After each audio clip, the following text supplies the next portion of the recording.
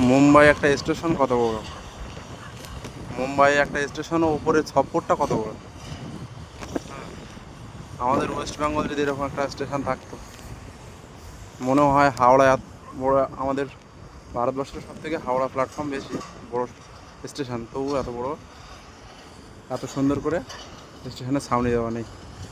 সত্যি অবাক করা দৃশ্য।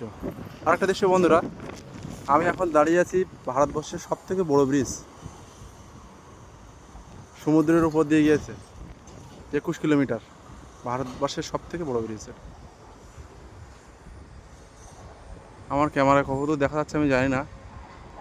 সমুদ্রের উপর দিয়ে বন্ধুরা দেখো, আমাদের ওয়েস্ট বেঙ্গলে একটা নদীর উপর দিয়ে সামান্য একটা ব্রিজ তৈরি হয় না, আর সেখানে সমুদ্রের উপরে 21 কিলোমিটার এই ব্রিজটা গিয়েছে।